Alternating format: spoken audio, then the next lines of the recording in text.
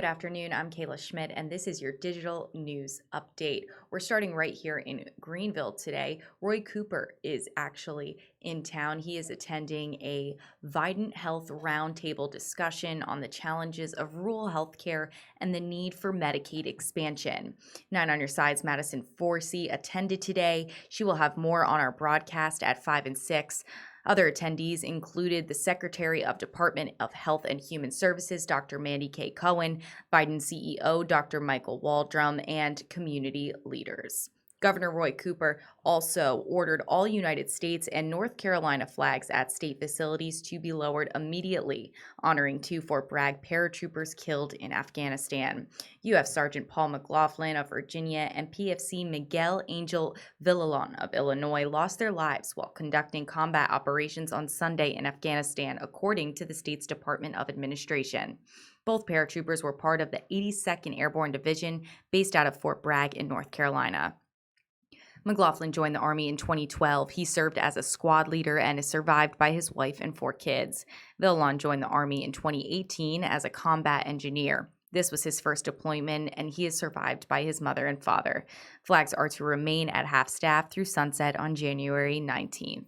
We're going to take a quick look at the weather with First Alert meteorologist Alex Wasilenko. Happy Monday, everybody. I'm your First Alert meteorologist, Alex Wasilenko. We have some unsettled conditions to talk about today and through at least midweek this week. It's all due in part to a stationary front that is setting up shop across the southeast United States, and it'll bring with it off and on showers through this afternoon and some more isolated showers and thunderstorms through the overnight. We get a little breather in the action early Tuesday morning, but you'll notice another batch of moisture will be on its way as we head towards that Tuesday morning commute to school and work. Those showers and downpours will pass through eastern North Carolina, possibly with some gusty winds and maybe also a rumble of thunder or two, but there's more showers lined up back to the west that'll pass on through in association with a cold front by Wednesday night into the day on Thursday.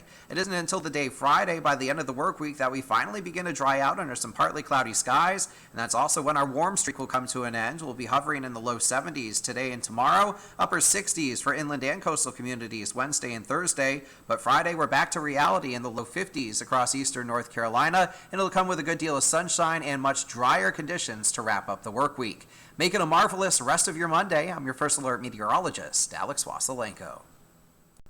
An administrative hearing began this morning to consider if a $1 million contract awarded to an e-learning program by State Superintendent Mark Johnson was proper. Johnson awarded the multi-million-dollar reading assessment contract to an e-learning software called Station in June. Previously, school systems were using a software called M-Class, and many teachers have been critical of the switch, according to North Carolina Justice Center's Policy Watch. The hearing began at 9:30 a.m. this morning and is expected to run through Thursday. The State Division of Marine Fisheries is asking for public input on an amendment to the Shrimp Fishery Management Plan. The amendment will examine ways to limit non-targeted species from being caught in shrimp trawls and possible changes to current shrimp management policies.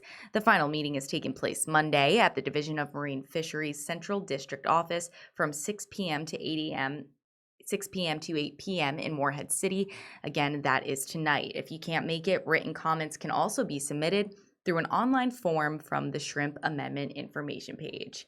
That is your digital news update. I'm Kayla Schmidt in the digital studio.